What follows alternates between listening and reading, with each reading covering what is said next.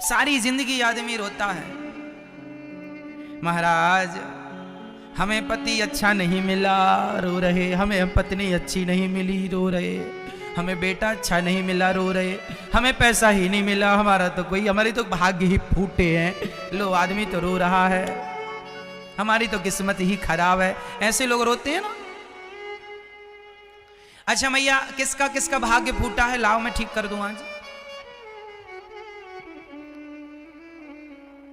इस धरती में किसी का भाग्य फूटा नहीं है, किसी की किस्मत खराब नहीं है, किसी की पत्नी बुरी नहीं है, किसी का पति बुरा नहीं है, किसी का पुत्र बुरा नहीं है। कहने की बातें हैं कि जमाना बुरा है। अरे आप जमाने से उम्मीद लगाए बैठे हैं, आपकी इच्छाएं ज्यादा हैं जमाने से, वो इच्छाएं आपको सता रही हैं और आप आरोप लगा रहे हैं कि पति बुरा है, पत्नी बुरी है। कोई बुरा नहीं है, आपकी इच्छाएं ज्यादा हैं, इसलिए इच्छाओं की पूर्ति ना होने से आपको दुख का सामना करना पड़ता है। सिंपल ये है।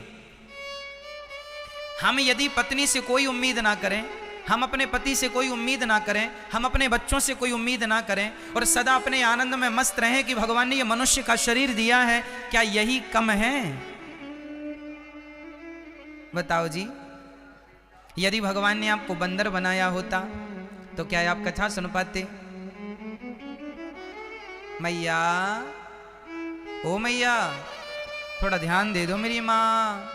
यदि ईश्वर ने आपको बंदर बनाया होता, गधा बनाया होता, बकरा बनाया होता, तो आप क्या कर लेते? है ना? इसलिए ईश्वर ने सबसे अनमोल चीज आपको दे रखी है। क्या? बड़े भाग्य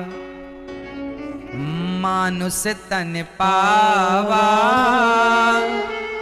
सोरे दोर लभ सद ग्रंथ निगावा, बड़े भाग्य।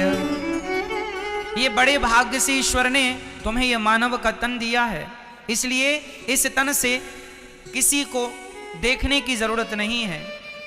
हम सदा भगवान का चिंतन करें और अपने हाल में खुश रहें, खुश रहें, प्रसन्न रहो। पति गाली दे तो भी खुश रहो, प्यार करे तो भी खुश रहो, बेटा लायक है तो भी खुश रहो, नालायक है तो भी खुश रहो। नालायक है और तुम दुखी रहती हो मैया, तो क्या तुम्हारे दुखी रहने से तुम्हारा बेटा लायक हो जाएगा? तुम्हारा पति नालायक है तो क्या तुम्हारे रोने से तुम्हारा पति लायक हो जाएगा? तो रोने से क्या फायदा? इसलिए जिंदगी तो गुजारनी है, या रोकर गुजार लो या हंसकर गुजार लो, मर्जी आपकी है। इसलिए क्यों ना हंसकर गुजारा जाए। यात्रा तय करनी ही है, आओ जरा हंसकर तय कर लेते हैं। रोने से भी क्या होगा? कहो जी, फायदा हो तो आओ हम सब समूह में बैठ के रोएं। क्यों मैया, है कोई फायदा? नहीं। इसलिए हम कहा करते हैं कि मैया खुश रहा करो। भगवान का नाम क्या है? जो आनंद, आनंद उनका नाम है। भगवान की सबसे बड़ी भक्ति क्या है? हर हाल में प्रसन्न रहकर ईश्वर का धन्यवाद देना। इससे बड़ी भक्ति कोई हो नहीं सकती। हर हाल में, हर हाल में, हर हाल में, हर हाल में खुश रहो, हर हाल में प्रसन्न रहो। जो हो रहा है वो ना तुम्हारी मर्जी से हो रहा है ना हमारी मर्जी से। किसकी मर्जी से? हुई है सोई जो राम रचि राखा, को करि तर्क बढ़ा वही शाखा। होगा वही जो मंजूर ईश्वर को होगा। इसलिए आप किसी आदमी को रोक सकते हैं कि भाई इस रास्ते पर ना जा, आप इतना ही तो कर सकते हैं। आप अपने बच्चों को समझा ही तो सकते हैं कि बेटा शराब ना पियो, गांजा ना पियो, गलत लोगों की संगत ना करो। आप अपने संतान को समझा ही सकते हैं, पर वो फिर भी ना माने तो समझ लो कि अब ये ईश्वर की मर्जी है, ये ईश्वर की लीला है। आप खुश रहो। हुई है सोई जो राम रचि राखा, जो राम जी ने, जो विधाता ने रच दिया है, जो होनी है वो तो होनी तो होके रहे, अनहोनी ना हो, जाको राखे राम जी मार सके ना को। इसलिए हर हाल में क्या रहना मेरी माँ, आपके हाथ में क्या है, खुश रहना। इसलिए खुश रहा करो हर हाल में। क्या रहना मेरी माँ, खुश। पत्नी मारती हो तो भी खुश। अब कर भी क्या लोगे तुम, पिटो अब मन लगा के, क्या करो, यही ऑप्शन है। तो हंसते हंसते पिटो, रो मत, ठीक है अच्छा इसमें मारा इसमें भी मार ले। अब कर भी क्या सकते हैं, पिटो। एक पत्नी ने तो अपने पति को एक ठूंसा दिया, ले अब पिटो बेटा, क्या करोगे। अब तुमने कभी बुरे कर्म किए होंगे तो ऐसी पत्नी मिली, अब भोगो, क्या करोगे। एक पत्नी रोती रोती आई, गुरुजी पति बहुत मारते हैं, देखो यहां मारा है, दीवार में ऐसे सिर मार दिया, खून निकल आया यहां पर। हमने कहा कुछ नहीं हो सकता, तुम पिटती रहो। अरे महाराज क्या बता रहे हैं, पिटते रहे। तो हमने कहा कर भी क्या सकती हो, जितना पिटना तुम्हारे भाग्य में लिखा है उतना तो तुम पिटोगी। चाहे पति से पिटो या जमाने से पिट जाओ, पिटना तो पड़ेगा। महाराज जी ये बताओ कि हमारा पति हमें मारता क्यों है। एक्चुअली ये कथा एक महिला ने सच्ची अपने गुरुजी से पूछा, और वो गुरुजी बड़े सिद्ध पुरुष थे। तो गुरुजी ने कहा कि बेटा ये जो तुम्हारा पति है ना, ये तुम्हारा बेटा था पिछले जन्म में, तुम इसकी मां थी। कौन सी मां, सौतेली मां। तुम इसकी कौन सी मां थी पिछले जन्म में, और तुमने इस बच्चे के साथ पिछले जन्म में बड़ा अत्याचार किया था। सौतेली थी ना तुम, खूब मारती थी, बच्चे से काम कराती थी, कई बार तुमने उसे खाना तक नहीं दिया था। वही तुम्हारा सौतेला बेटा इस जन्म में तुम्हारा पति बन के आया है, और जितना तुमने उसे मारा था इतना वो तुम्हें मारेगा, क्योंकि तुमने जो किया है, जो फसल बोई थी, काटना भी तुम्हें ही पड़ेगा। जो किया था अब भोगना पड़ेगा। इसलिए कोई किसी को दुख नहीं देता, कोई किसी को सुख नहीं देता। व्यक्ति अपने किए का सुख अच्छे का अच्छा भोगता है और बुरे का बुरा भोगता है। तुम्हारा पति तुम्हें परेशान कर रहा है, मतलब तुम्हारे किसी जन्म के वो हिसाब किताब चुक रहे हैं। तुमने उसे मारा था जब वो तुम्हारा बेटा था, अब वो तुम्हें मार रहा है, हिसाब बराबर। अब क्या करो, न देना दोष किस्मत को, विपत्ति तो सब पे आती है। क्यों जी, विपत्ति आई अंधी अंधों पे। आप कहो कि महाराज मेरा बेटा श्रवण होता तो मैं बड़ी सुखी हो जाती, तो सुनो, जिसका बेटा श्रवण था क्या वो ही माँ बाप सुखी हो पाए। विपत्ति आई अंधा अंधी पे, लाल श्रवण सा पाया था। विपत्ति आई अंधी अंधों पे, लाल श्रवण सा पाया है। न देना दोष दशरथ को, क्योंकि बाण मारा ना दशरथ जी ने। न देना दोष दशरथ को, विपत्ति तो सब पे आती है। इस धरती में चाहे चींटी हो, चाहे हाथी हो, चाहे स्त्री हो, पुरुष हो, गरीब हो, अमीर हो, दुबला हो, हट्टा कट्टा हो, विपत्ति तो आएगी। हाँ या ना, हाँ या ना, आएगी ना, आएगी पता है। इसलिए सदा मुस्कुराते रहा करो, हंसते रहा करो। आएगी तो रोने से भी क्या मिलना है, क्यों ना मुस्कुरा के ये विपत्ति को टाल दिया जाए। हंसते रहो, हंसते हंसते कट जाए रास्ते, जिंदगी यूं ही चलती रहे। क्यों भैया, हंसते हंसते कट जाए रास्ते, जिंदगी यूं ही। इसलिए विपत्ति आई राजा दशरथ पे, राम जब जा रहे थे वन को। विपत्ति आई राजा दशरथ पे, राम जब जा रहे थे वन को, न देना दोष कैकई को, न देना दोष कैकई को, विपत्ति तो सब पे आती है। भगवान करे आप लोगों पर कभी विपत्ति ना आवे, लेकिन ये बात सत्य नहीं है, आएगी जरूर। हमारी तो कामना है कि आप पर कभी संकट ना आवे, कभी कोई विपत्ति ना आवे आपके ऊपर, लेकिन फिर भी क्या करें, ये तो जैसे दिन आया है तो रात जरूर आएगी, और रात आई है तो दिन जरूर आएगा। यदि सुख आया है तो दुख जरूर आएगा, और दुख आया है तो सुख जरूर आएगा। हाथ जोड़ के विनती केवल इतनी है कि सुख हो या दुख हो, हर हाल में प्रसन्न रहा करो, खुश रहा करो, क्योंकि जो आनंद सिंधु सुख राशि, सी करते त्रैलोक्य सुपासी, हुई है सोई जो राम रचि राखा। भगवान शंकर की पत्नी माता सती, उनको भी मरना पड़ा कि नहीं? आपको पता है माता सती अपने पिता के यज्ञ में जलकर भस्म हो गई थी। ये बात कौन कौन जानता है आप में से? मैया, ओ मेरी माँ, लो हाथ जोड़े, इस तरफ बैठी हो, देखो वहां रही हो, बताओ। शंकर जी की पत्नी माता सती अपने पिता के यज्ञ में जल गई थी, ये कथा जानती हो मैया? कौन कौन जानता है? सब जानते हैं? चलो फिर सुनाने की जरूरत नहीं है, क्योंकि आप तो जानते हैं। केवल सार तत्व सुनाएंगे। शंकर जी की पत्नी भी जलकर समाप्त हो गई, तो शंकर जी अपनी पत्नी को बचा लेते, क्यों नहीं बचा पाए?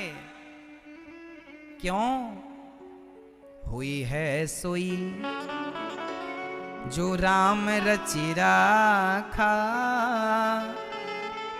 को करि तर्क बढ़ावहि शाखा। होनी तो होके रहेगी, उसे कोई नहीं रोक सकता। हमारे और आपके हाथ में कुछ भी नहीं है। क्या है आपके हाथ में? मैया, ओ मेरी माँ, ये मैया नींद आ रही है लगता मैया को? नहीं। मैया बताओ, हमारे और आपके हाथ में क्या है? कुछ भी नहीं। एक चीज है, क्या मैया? बोलो घी, बोलो घी, बोलो ही। मैया अच्छे से बोलो ही। बस ये तुम्हारे हाथ में है, जब चाहो मुस्कुराते रहो। ना सुख तुम्हारे हाथ में है, ना दुख तुम्हारे हाथ में। हम सब ईश्वर के अधीन है। अच्छा ये बताओ, बादल चलते हैं कि नहीं? हाँ या ना? हाँ ना? क्या मैया, बादल चलते हैं कि नहीं? चलते हैं। तो किसके इशारों पर चलते हैं? जोर से, जोर से, हवा के। बादल चलते हैं पर किसके इशारे से? हवा। जिस तरफ की हवा चलेगी बादलों को उसी तरफ जाना पड़ेगा। हवा के विपरीत बादल कभी नहीं जा सकते। क्यों जी? हवा जिस तरफ जाएगी बादलों को उसी तरफ जाना पड़ेगा। उसी प्रकार जैसे बादल सदा हवा के अधीन होते हैं, उसी प्रकार ये प्राणी, ये जीव, ये मनुष्य सदा भगवान के अधीन है। वो जैसी हवा चलाएंगे तुम्हें चलना पड़ेगा। सुख की हवा चली तो सुख की तरफ चले, दुख की हवा चली तो दुख की तरफ चले। हमारे हाथ में कुछ नहीं है, एक चीज है, क्या? मुस्कुराहट। तो आप क्या कर सकती हो मैया? कल की चिंता ना करो, कल क्या होगा, जो होगा होगा। हाँ, हमें कल की चिंता को लेकर आज ना बिगाड़ लो, कल के चक्कर में कहीं हमारा आज ना बिगड़ जाए। कल किसने देखा है? आज हम खोएं क्यों? और जिन घड़ियों में हंस सकते हैं उन घड़ियों में रोएं क्यों? कल जो होगा सो होगा, आज तो हंस लो मेरी माँ। मैया बोलो ही। ऐसे हंसती रहा करो मैया। जिन मैयाओं के दांत नहीं है आप खूब हंसा करो।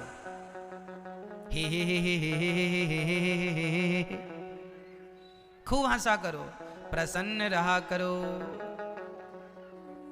ये जिंदगी बार बार नहीं मिलनी, हंस लो जितना हंसना है, बाकी रोने के लिए तो फिर हर जन्म में रोना ही रोना है। क्या आपने कभी बंदर को हंसते देखा? क्या आपने कभी भालू को हंसते देखा? क्या चिड़िया को हंसते देखा? अरे 84 लाख योनियों में विधाता ने केवल हमें और आपको ही हंसने का मौका दिया है, इसलिए खूब हंसा करो।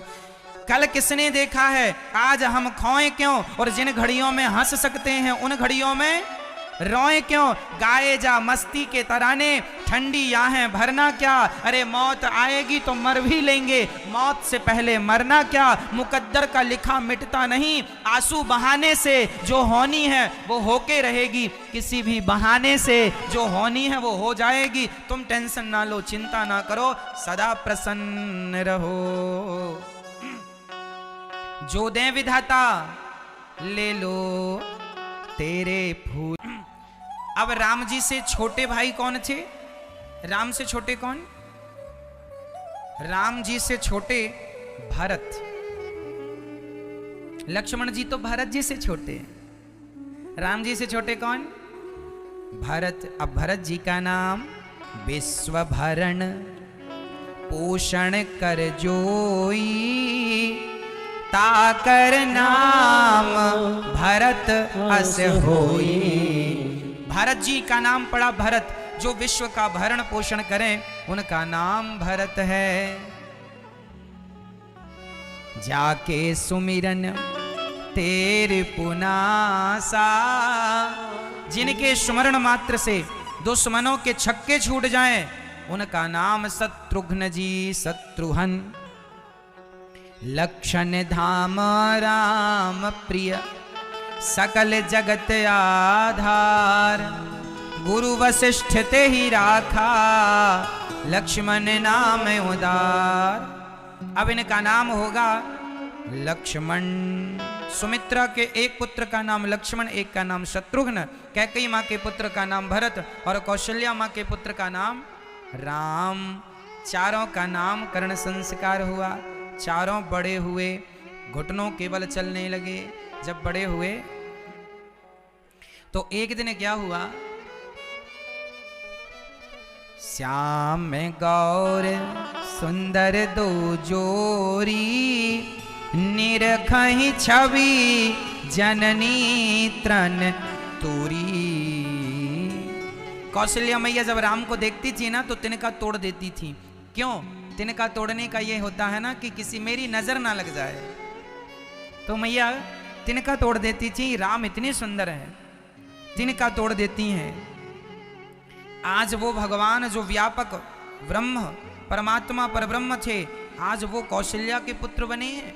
आज घर में ठुमक ठुमक कर चलते हैं।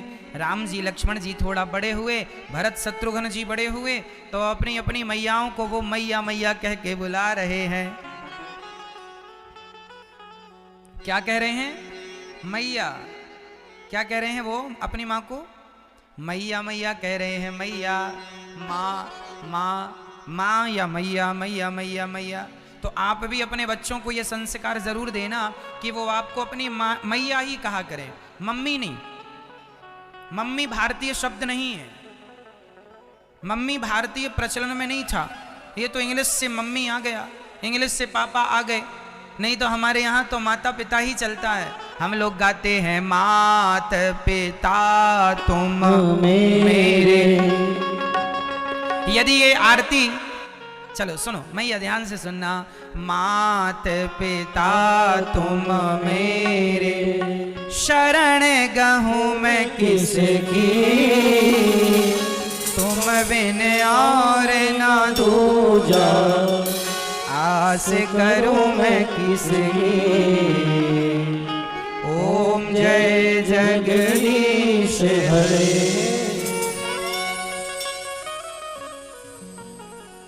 यदि ये आरती अमेरिका में बनती तो कैसी बनती? जापान और पेरिस में बनती तो कैसी बनती?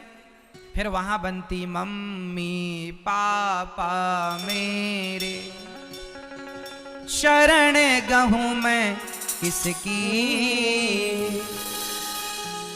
अच्छी लगती? Mummy papa, mummy papa.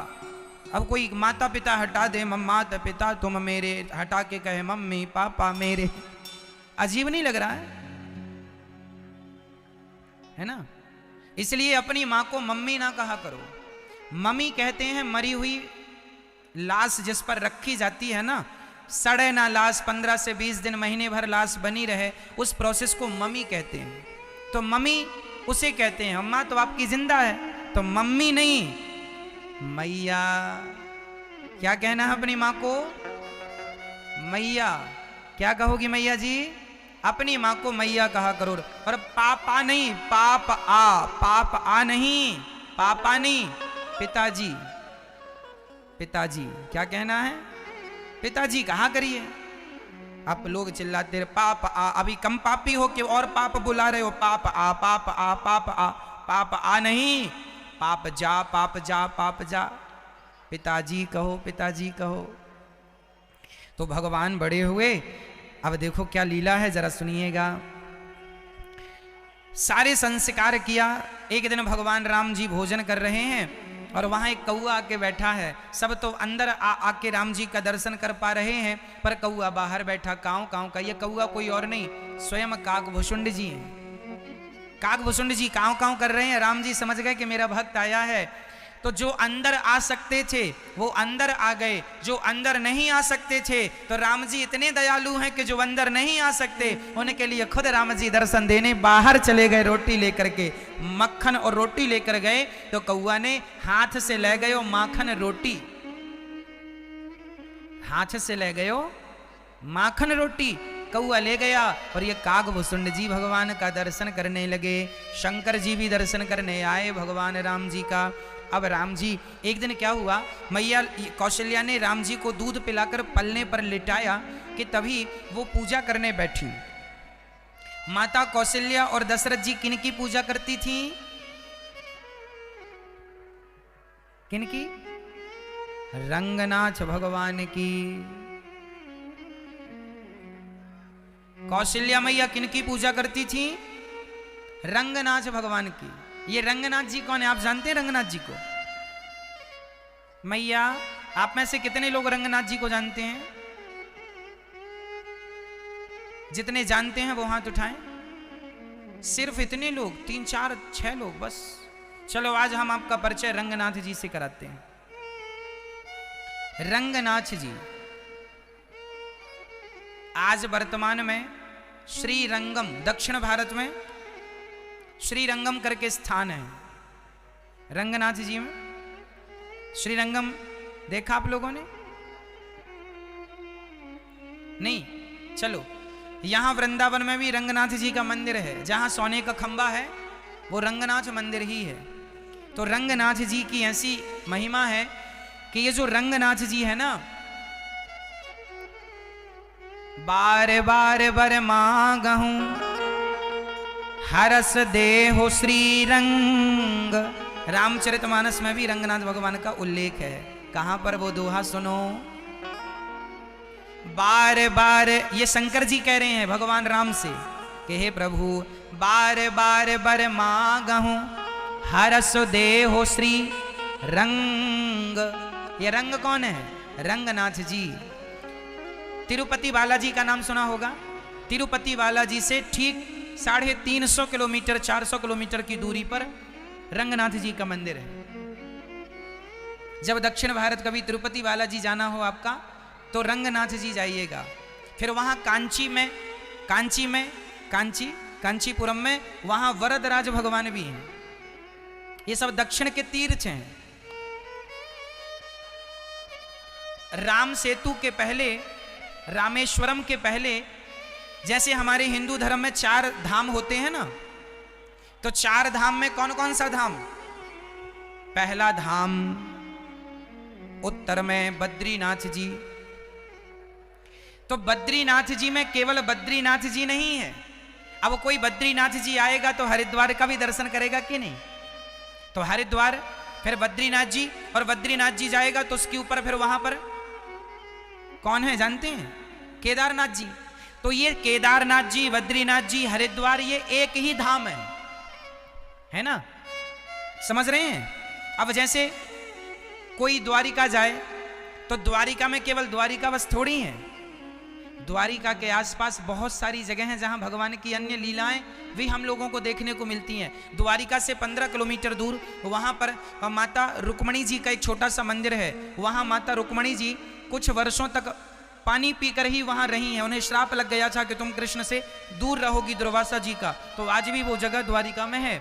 तो जब आप द्वारिका जाते हैं तो केवल द्वारिका नहीं, आसपास के सभी तीर्थ स्थलों का दर्शन करते हैं, वो हमारा धाम है। उसी प्रकार जब आप दक्षिण जाते हैं तो दक्षिण में केवल रामेश्वरम नहीं, दक्षिण में रामेश्वरम ही नहीं, दक्षिण में तिरुपति बालाजी, दक्षिण में ही श्रीरंगम और बरदराज भगवान और राम सेतु, ये चारों को मिला के दक्षिण भारत के तीर्थ कहा जाता है। ये चारों वहीं से हैं दक्षिण भारत में। अब जैसे पूर्व में आप जाएंगे तो वहां जगन्नाथ भगवान है। तो केवल जगन्नाथ भगवान छोड़िए, जगन्नाथ भगवान से 25 किलोमीटर पहले एक और मंदिर आता है साक्षी गोपाल जी का। तो भाई जगन्नाथ जी जाएगा कोई तो साक्षी गोपाल जी का भी दर्शन होगा। आप लोगों ने जगन्नाथ जी का दर्शन तो किया होगा, वहां पास में साक्षी गोपाल जी का भी दर्शन है 25 किलोमीटर दूर, है ना। तो कहने का अब जैसे आप लोग वृंदावन आए हैं तो केवल वृंदावन थोड़ी दर्शन होता है आपका, भाई बरसाना भी, गोकुल भी, नंदगांव भी, ये सब ये दर्शन होता है। तो सबको मिला के ब्रज कहा जाता है। ब्रज केवल वृंदावन नहीं है, ब्रज का अर्थ हो गया पूरा ब्रजमंडल, जिसमें बरसाना, नंदगांव, गोकुल, गोवर्धन, दाऊ जी, है ना। वृंदावन तो पूरा ही गया, पूरा जो 84 कोस में ये आया। उसी प्रकार जो हम कहते हैं कि दक्षिण में रामेश्वरम है, तो केवल रामेश्वरम नहीं, वहां पर तिरुपति बालाजी का दर्शन, रंगनाथ जी का दर्शन। तो ये रंगनाथ जी वही रंगनाथ जी हैं। पहले ये रंगनाथ जी अयोध्या में रहा करते थे। दशरथ जी किनकी पूजा करते? दशरथ जी के जो पूर्वज थे वो रंगनाथ भगवान की ही पूजा करते थे। जब राम जी लंका से आए रावण को मारकर, और जब विभीषण जी आए तो विभीषण जी ने दर्शन किया कि ये तो रंगनाथ जी हैं। तो विभीषण जी ने भगवान से कहा, राम जी से हम आपसे कुछ मांगना चाहते हैं। हाँ हाँ मांग लो, क्या मांगना चाहते हैं मांग लो। राम जी ने कहा मांगो। विभीषण जी ने कहा ये जो आपके भगवान है ना श्री रंगनाथ जी, इनका हमें दर्शन, हम इनको लंका ले जाएंगे, और हम लंका वासियों के पास तो कोई भगवान है नहीं, ले दे के रावण था तो वो भी निपट गया, तो वो अपने आप कोई भगवान कहता था, हमारे यहाँ तो कोई भगवान है नहीं, तो आप कृपा करो तो हमें भगवान दो। तो विभीषण जी ने राम जी से क्या मांगा? रंगनाथ जी को। अब रंगनाथ जी राम जी ने दे दिए, क्योंकि राम जी उदार हैं, जो मांगेगा देंगे। तो राम जी ने अपने इष्ट, ये रंगनाथ जी कौन है? भगवान राम के इष्ट, दशरथ जी के इष्ट। इनके पूर्वजों में सबसे पहले हुए हैं मनु। मनु जी ने भगवान से कहा था कि आप हमें अपना कोई विग्रह दीजिए। तब भगवान नारायण ने तुरंत अपने आप को विग्रह के रूप में परिणित किया। इस धरती का सबसे पहला विग्रह यदि कोई है तो श्री रंगनाथ भगवान है। ये बात ना के बराबर लोग ही जानते हैं। इस धरती की पहली मूर्ति कोई पूछे आपसे कि इस पृथ्वी की पहली मूर्ति कौन सी है, तो रंगनाथ भगवान। इस धरती की पहली मूर्ति कौन? रंगनाथ भगवान। समझ रहे हैं? चलिए, अब विभीषण जी लेके अयोध्या से रंगनाथ जी को चले, लेकिन रंगनाथ भगवान ने कहा विभीषण मैं चलूंगा, पर तुम कहीं मुझे रोकना मत, कहीं रखना मत, यदि रख दोगे तो मैं वहीं रह जाऊंगा। तो चले विभीषण जी, नहीं रोकूंगा। जब वो दक्षिण में पहुंचे, उसी जगह पर जिस जगह पर आज रंगनाथ जी हैं, उसी जगह को श्रीरंगम कहते हैं। आज की भाषा में अलग तिरुवत्तिलीपुरम ऐसे कुछ नाम है वहां का, वहां की भाषा में बड़ा कठिन नाम है, पर आप श्रीरंगम का नाम सुनिए, ठीक है बेटा। गूगल में निकालना रंगनाथ जी को आज वर्तमान में क्या कहते हैं, किस नाम से। चलो अभी बताते हैं आपको, ठीक है। आप जब तक ये सुनो, रंगनाथ जी, विभीषण जी ने वहां उनको लघु शंका आ गई, तो विभीषण जी लघु शंका करने चले गए और रंगनाथ जी को वो वहीं रख दिए। और जब लघु शंका करके आए, उठाए तो उठे ही नहीं। अब तो विभीषण जी बोले प्रभु लंका चलना है, भगवान बोले हमें हमारे भारत से हमें दूर मत करो, हमें भारत में ही रहने दो।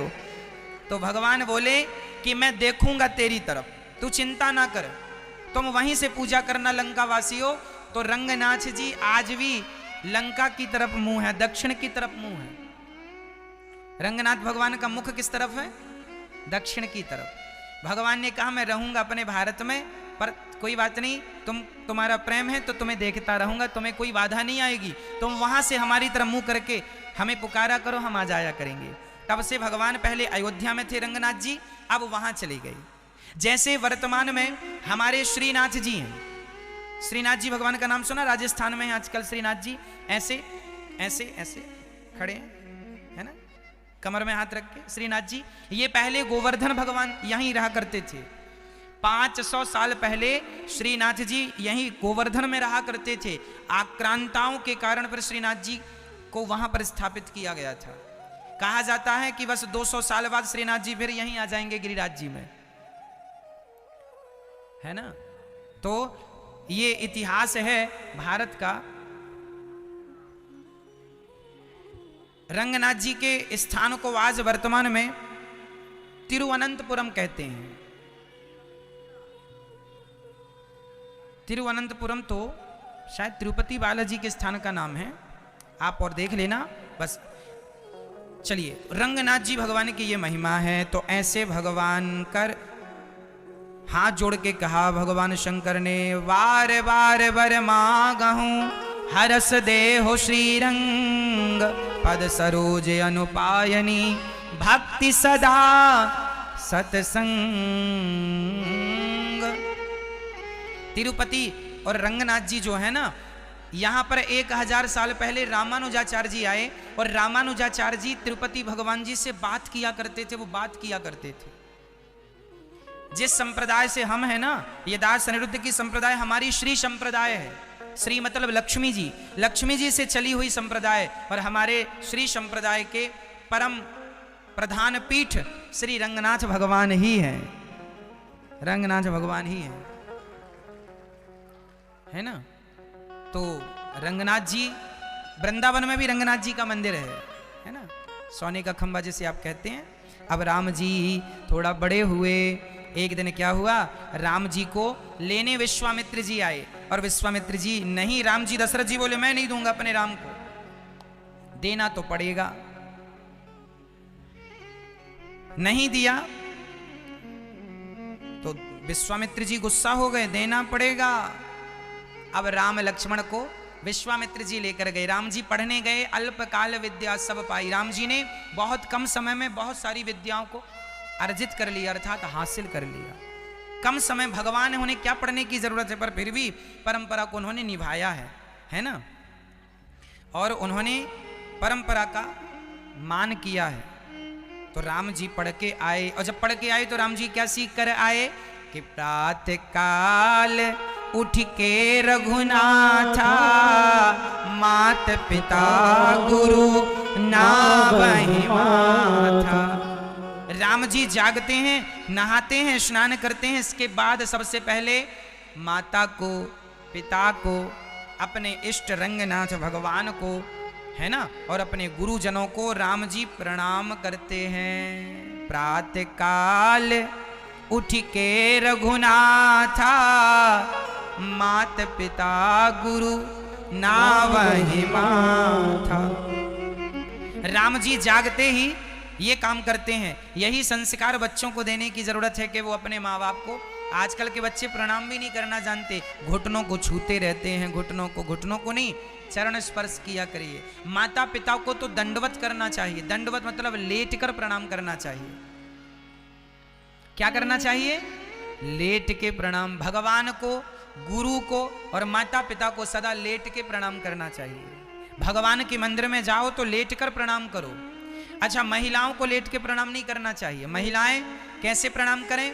महिलाएं अपने घुटनों को जमीन पर रखें और घुटनों को जमीन पर रख के माथे को जमीन से टिका दें और दोनों हाथ आकाश की तरफ ऐसे खोलकर आगे की तरफ रखें। ये महिलाएं प्रणाम करें। महिलाओं को लेट के प्रणाम नहीं करना चाहिए, है ना। महिलाओं को कैसे प्रणाम करना है? घुटनों को टेक के, माथे को टेक दो और दोनों हाथों को आगे भगवान की तरफ कर दो। ये महिलाओं का। और पुरुष कैसे प्रणाम करे? पुरुष बिल्कुल लेट जाए, माथे को जमीन पर रख दे। किसके सामने लेट के प्रणाम करना चाहिए? भगवान के सामने। जैसे बिहारी जी आप गए हैं, कई लोग तो बिहारी जी जाते हैं, बिहारी जी को प्रणाम ही नहीं करते। कई लोगों को लगता हम तो साफ सुथरे कपड़े पहने हैं, गीले ना हो जाएं, गंदे ना हो जाएं, यहाँ तो बड़ी धूल माटी है। ना जी, बिहारी जी के मंदिर में भक्तों के चरणों की धूल है, वो माथे से लग जाएगी तो सारे पाप नष्ट हो जाएंगे। ये तो भक्तों के चरणों की धूल है। इसलिए ब्रज रज में लोग लौटते हैं। ब्रज रज में लोग यहां तो दंडवती परिक्रमा लगाते हैं, गोवर्धन जी की, वृंदावन जी की। हाँ, तो यहां तो दंडवती परिक्रमा चलती है। तो यहां तो ये माथे पर रज जितनी लगे उतना अच्छा है। उड़ उड़ रज मस्तक लगे तो मुक्ति मुक्त है जाय। मुक्ति कहे गोपाल सो प्रभु मोरी मुक्ति बताय। पड़ी रहो या गैल में साधु संत चली जाए। उड़ उड़ रज मस्तक लगे तो मुक्ति मुक्त है जाय।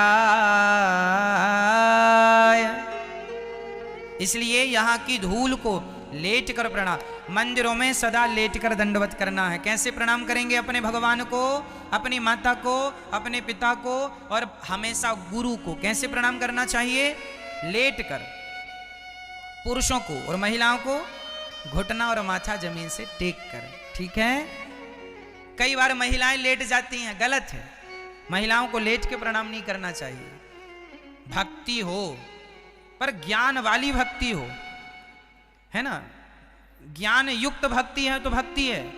ऐसा नहीं कि कुछ भी मनमाना नहीं चलता। शास्त्र सिद्धांत मनमाना, भगवान की प्राप्ति भी सिद्धांत से हो, मनमाने ढंग से नहीं। मनमाना कुछ भी नहीं होना चाहिए। जो शास्त्र आदेश करते हैं, जो वेद पुराणों में लिखा है वही मान्य है। चलिए, तो राम जी क्या क्या करते हैं सवेरे? प्रातः काल। राम जी कब जागते हैं? प्रातः काल लिखा है ना, प्रातः काल। राम जी सवेरे 4 बजे जाग जाते हैं, ब्रह्म मुहूर्त में। और आपके बच्चे कच्चे कितने बजे जागते हैं? कितने बजे जागते हैं बताओ? छोटे छोटे बच्चों का तो कोई बात नहीं है, पर समझदार हो गए हो तो अब तो समय से जाग जाओ भैया जी। कितने बजे जागते हैं भैया जी आप? 6 बजे जाग जाते हैं। अच्छा, आप कितने बजे जागते हैं? 6 बजे जाग जाते हैं। अच्छा, आप बेटा कितने बजे जागते हो भैया बताओ? आप कितने बजे? 6 बजे। अब मैं आपको आखिरी उपाय बता रहा हूं। सूर्योदय के पहले ही जाग जाना।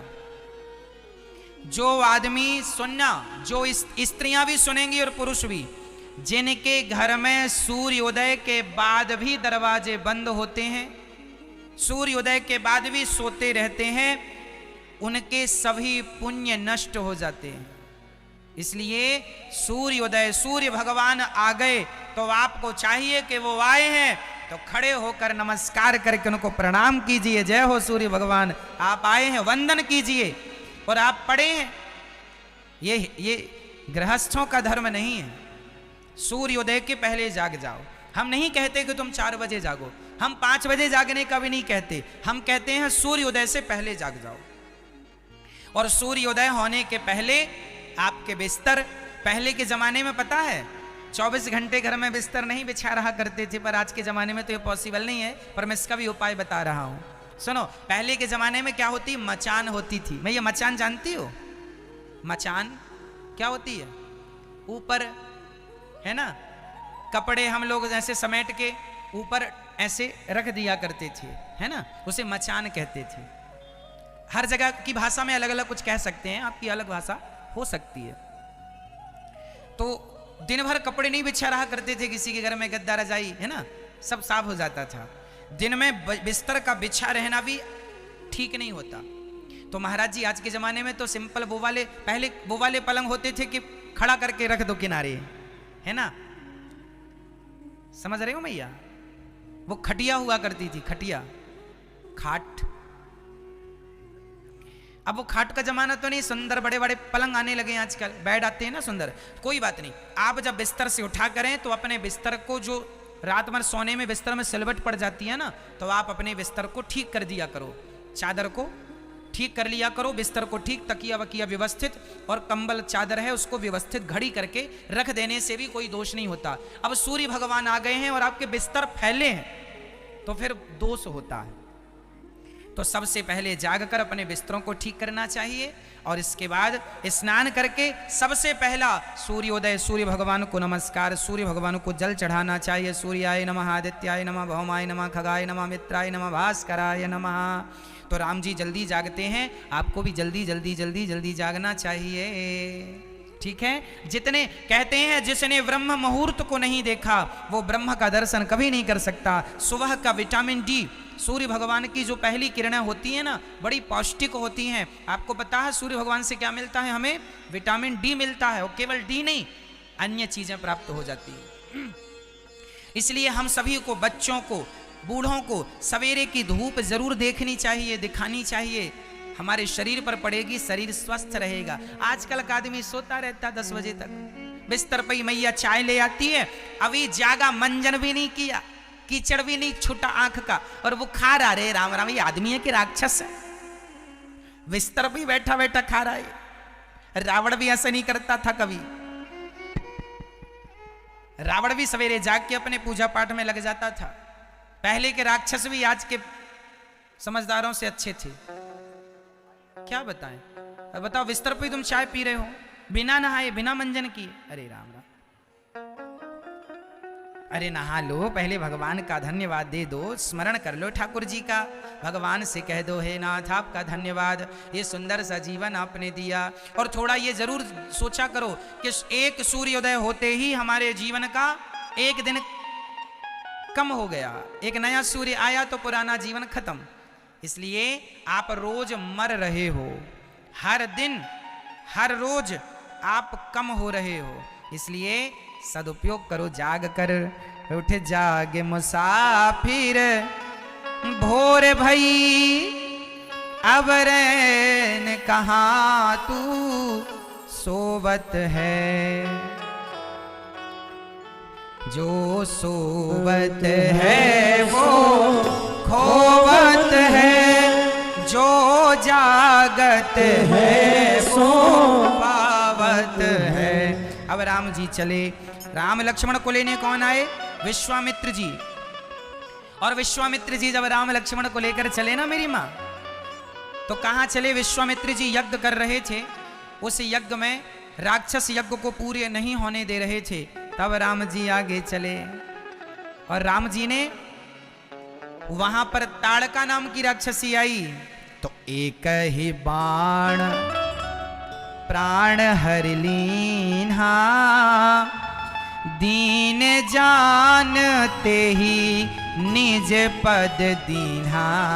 राम जी ने एक बाण से ताड़का को मारा। ये ताड़का कौन है? मैया आप लोग ताड़का को जानती हो?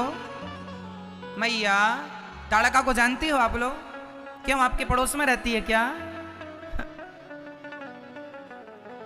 ये ताड़का जो है ये साधुओं का यज्ञ नहीं करने देती थी, उस यज्ञशाला में खून ले जाके डाल देती थी, हवन कुंड में हड्डियां डाल देती थी, बड़ा अत्याचार करती थी ये ताड़का। तो राम जी गए और राम जी ने एक बाण मारा। राम जी ने कौन सा बाण मारा?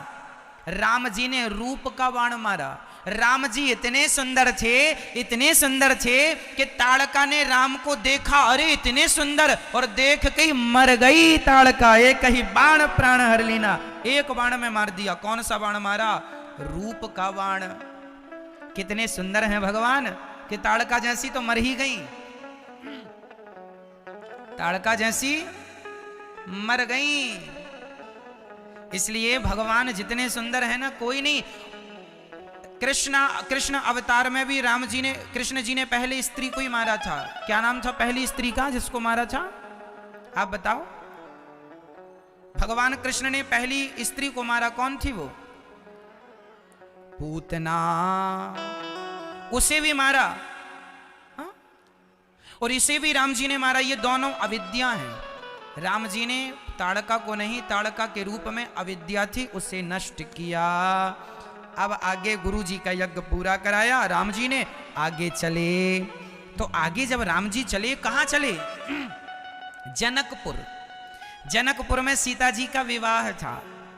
अच्छा, सीता जी के विवाह में ना जनक जी ने सबको निमंत्रण दिया था, पर दशरथ जी को निमंत्रण नहीं दिया था। तो सवाल खड़ा हुआ कि बड़े बड़े राजाओं को निमंत्रण मिला जनक जी के यहां से सीता स्वयंवर का, पर दशरथ जी को निमंत्रण नहीं मिला, क्यों? इसके पीछे की एक कथा है, वो मैं आपको सुनाऊंगा, तब इस क्यों का उत्तर मिलेगा। सुनो ध्यान से। मैया थोड़ा ध्यान देना मेरी माँ, नींद आए तो बताना, लोरी सुनाएंगे मैया को, जम्हाई तो आ ही रही है। बता दो हम लोरी सुना दें तो आप सो जाओ। सुना दें? जू जू जू जू जू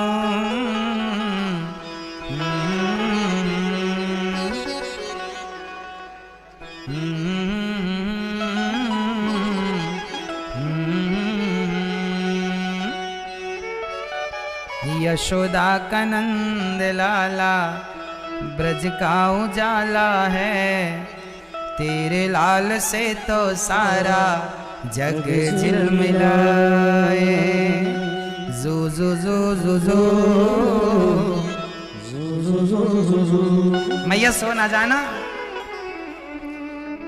दशरथ जी को निमंत्रण इसलिए नहीं मिला मेरी मां, क्योंकि एक बार की घटना है जनकपुर की।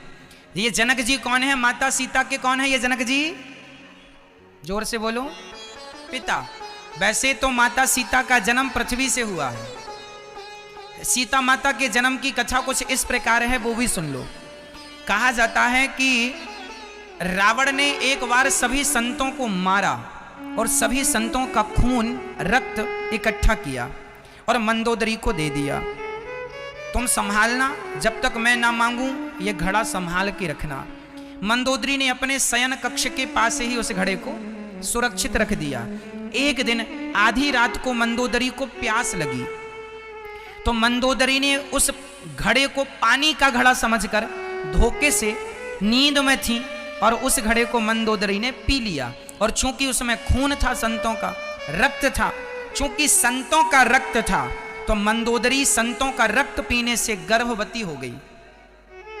मंदोदरी गर्भवती हो गई। अब जब मंदोदरी को पता लगा कि मैं तो गर्भवती हूं, अब मंदोदरी को लगा कि ये तो गर्भ रावण का नहीं है, तो कहां से आ गया?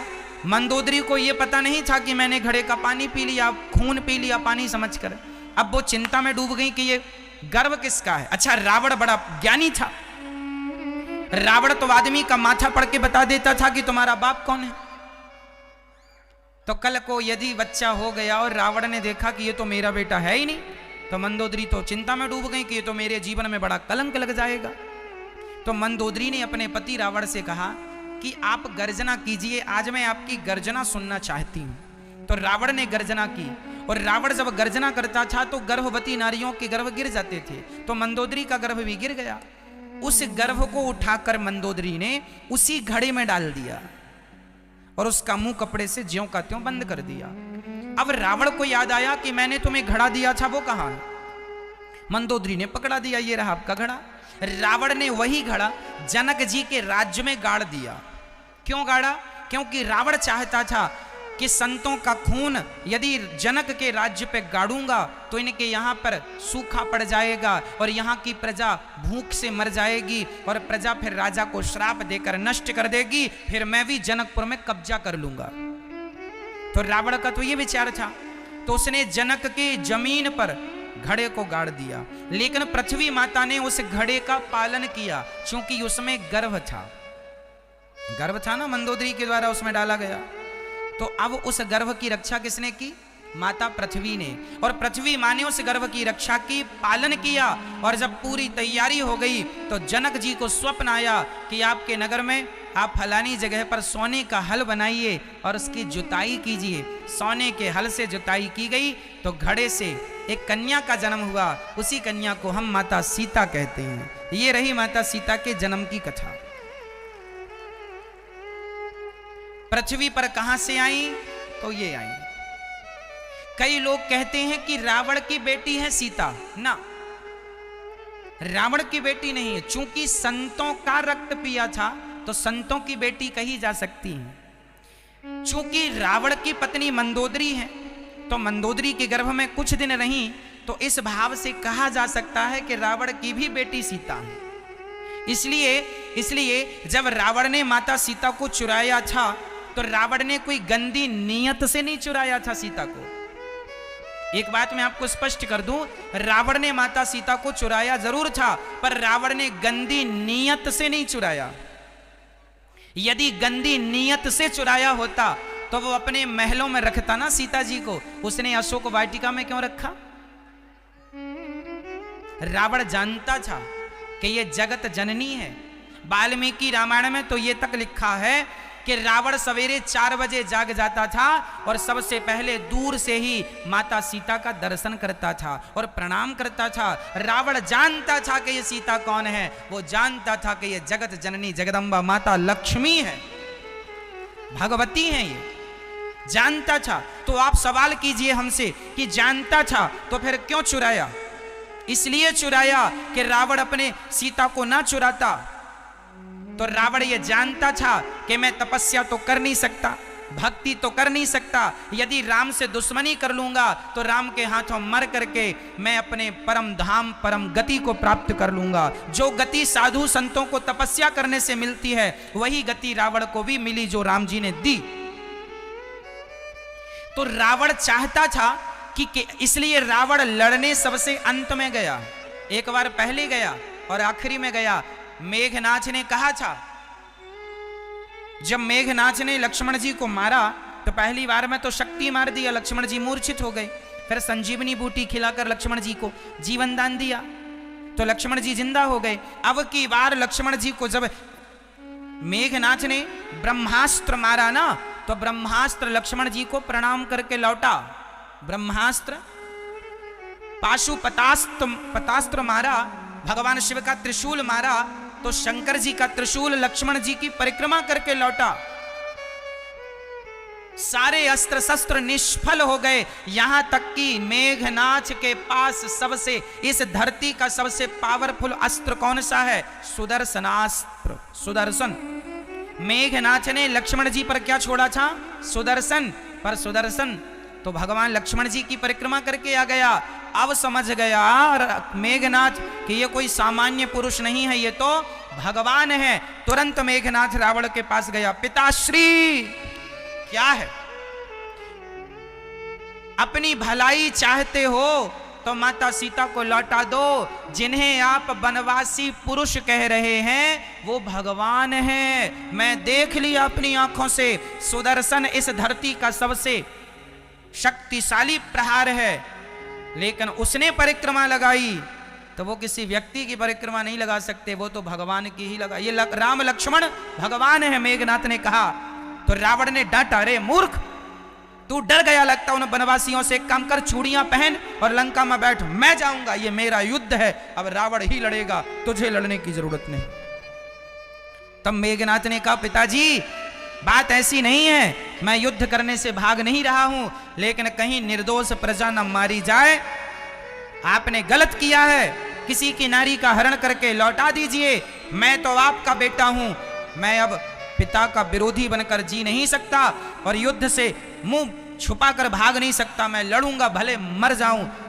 अंत में रावण इतना निर्दयी नहीं था। रावण जानता था कि मेघनाथ यदि रह गया, राम के हाथों लक्ष्मण के हाथों नहीं मरा, तो मेघनाथ की सदगति नहीं होगी। इसलिए जा बेटा, रावण मन से बोला, जा बेटा, इनके हाथों इनकी तपस्या तो कर ना पाए, हम साधु संत बन के चलो, कम से कम इनके हाथों मरने का सौभाग्य मिल रहा है तो मर तो जाएं। इसलिए रावण ने जानकर अपने सारे बच्चों को राम के हाथों से मरवाया, लक्ष्मण के हाथों से मरवाया, ताकि इनकी सदगति हो जाए।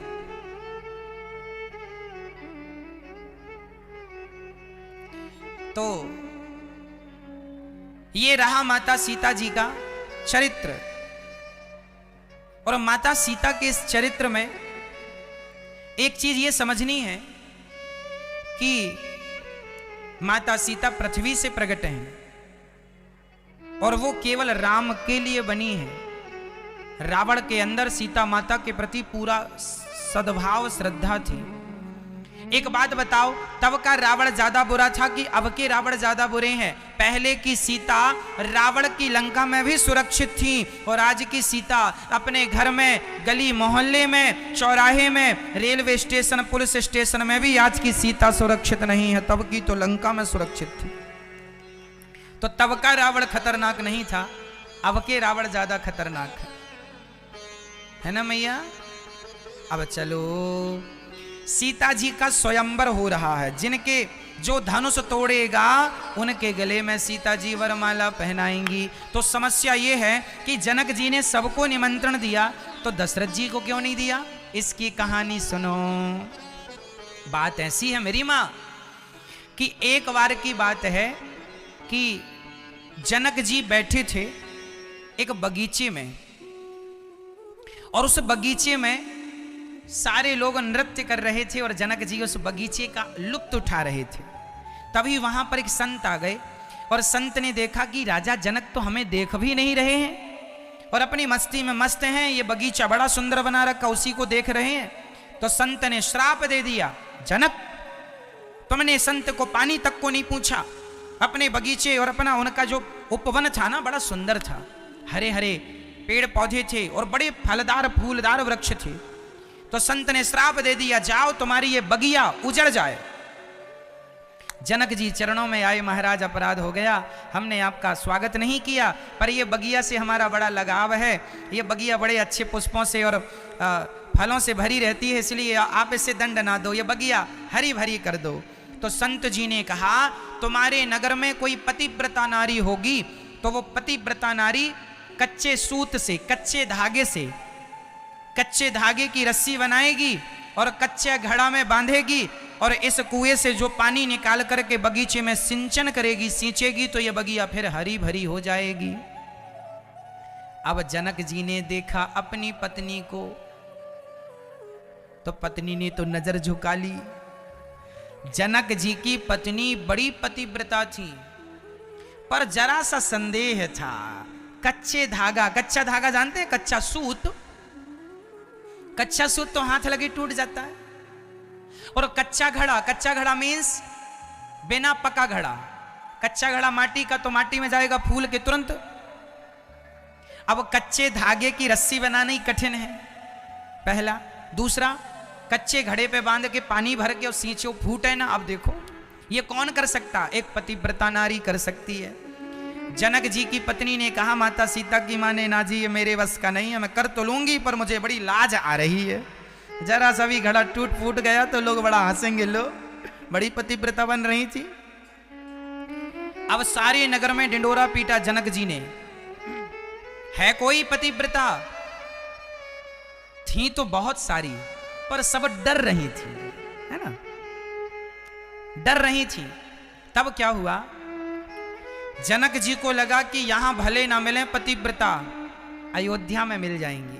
तो जनक जी ने दशरथ जी को पत्र लिखा कि हे दशरथ जी, हमारे यहाँ एक बगीचा था, वो सूख गया है। संत जी ने कहा है कि कोई पतिव्रता नारी कच्चे सूत के रस्सी बनाकर कच्चे घड़े में बांधकर कुएं से पानी निकालकर जंगल में सींचेगी तो ये जंगल फिर हरा भरा हो जाएगा। तो आप एक काम करो, कौशल्या मैया को लेके आप आओ, तब तो आपका भी दर्शन हो जाएगा। और कौशल्या माता से बड़ी इस धरती पर कोई पतिव्रता नारी नहीं है, तो आप कौशल्या जी को लाओ। तो दशरथ जी ने चिट्ठी पढ़ी और कौशल्या जी को कहा कि चलो कर लो तैयारी, चलते हैं जनक जी के यहाँ। कौशल्या जी बोली ठीक है चलते हैं। तो कौशल्या जी अपना सूटकेस वगैरह तैयार कर रही थी। तो उनके कमरे में एक पोंछा लगाने वाली महिला, झाड़ू पोंछा करने वाली, उसने कहा, माँ कहाँ जा रही हो? कौशल्या ने कहा, अरे बहन, वो जनक जी के यहाँ ना उनका बगीचा सूख गया है, तो पतिव्रता नारी कोई वहाँ नहीं होंगी, तो हमें बुलाया है कि आप जरा घड़े से पानी निकाल के सींच दो। तो काम वाली बाई बोली, अरे राम राम राम, इतने से काम के लिए आपको जाने की क्या जरूरत है, मैं ही चली जाती हूँ। तो कौशल्या जी बोली, तुम चली जाओगी? हाँ हाँ। अब वो काम वाली बाई तैयार हो गई। और रथ तैयार हो गया था कौशल्या माँ के लिए। कौशल्या जी बोली अब ठीक है मैं नहीं जाती, ये चली जाएगी। तो रथ पर बिठाकर सेना भेजकर सेना के संग कौशल्या मैया की दासी जो वहां बर्तन झाड़ू करने वाली वो चली गई जनकपुर। अच्छा, अब जनक जी ने देखा कि ये कौशल्या जी हैं और वो दासी भी इतनी सुंदर थी कि सबको लगा ये कौशल्या जी है। तब कौशल्या जी समझकर उनका स्वागत किया। तो उन्होंने कहा मैं कौशल्या नहीं हूं, मैं तो कौशल्या मैया की दासी हूं।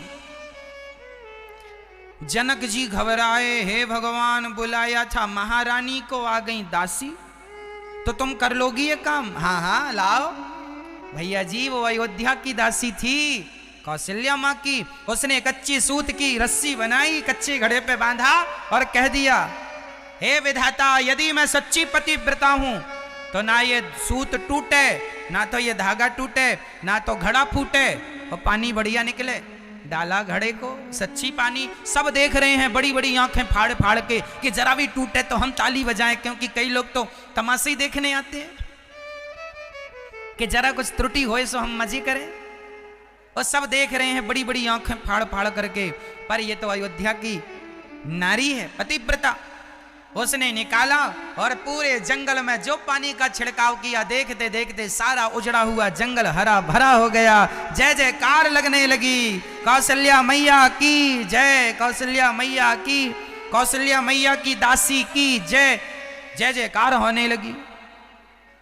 अब जनक जी समझ गए कि वहां की तो हम रानी बुलाते हैं तो दासियां आती हैं, इसलिए सीता के विवाह का निमंत्रण नहीं दिया।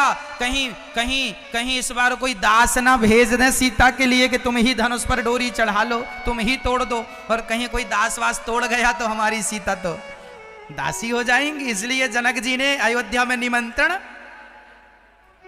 डर गए जनक जी, अयोध्या वालों से थोड़ा दूर रहने की जरूरत है, बुलाओ महारानी को, दासी भेज देते हैं। और सीता के लिए धनुष पर डोरी ही तो चढ़ानी थी, धनुष ही तोड़ना था।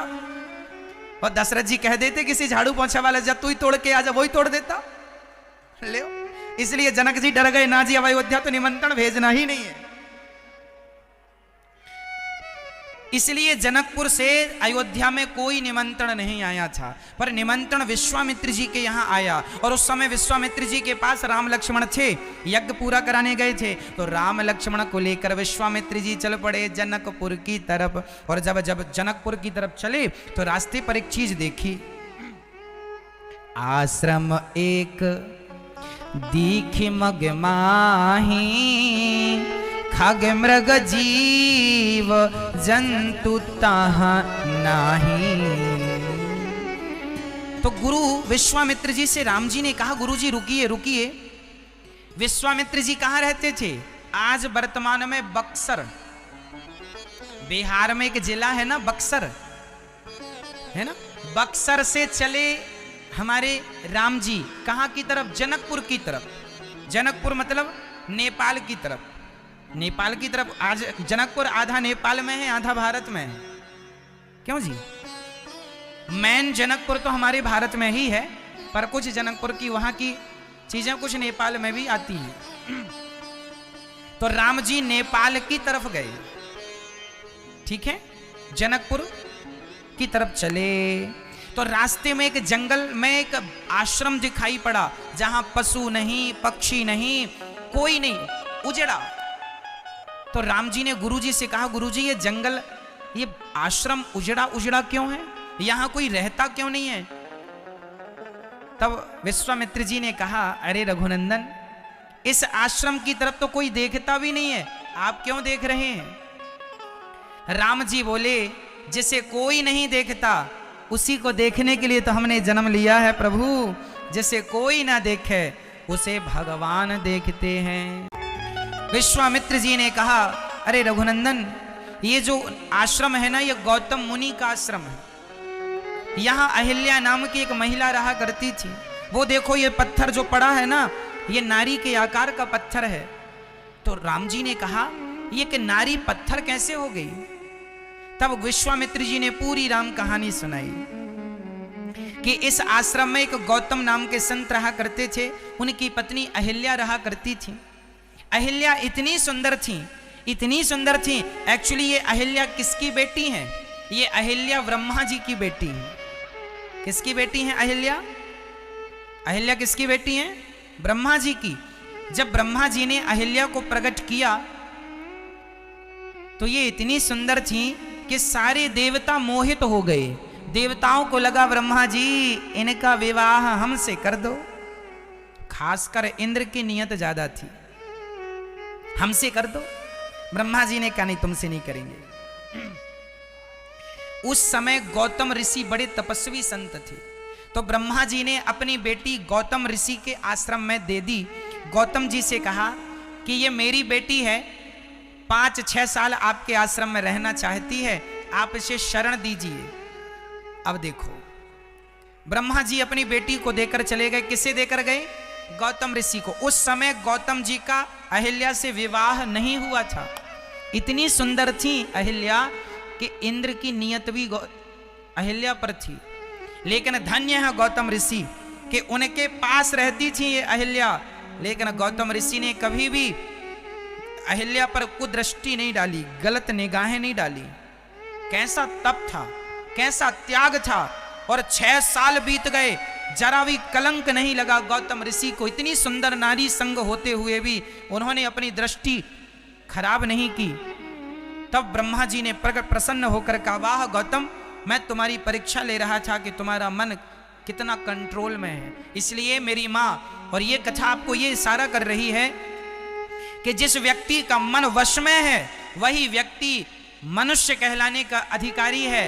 मन वश में ही नहीं है तो कुत्ता बिल्लियों का मन वश में नहीं होता। इसलिए वो दिन रात केवल संसार के भोगों में लगे रहते हैं। और इंसान होकर भी तुम यदि मन पर कंट्रोल ना कर पाए तो किस बात के इंसान हो, ये बताओ, किस बात के मनुष्य हो?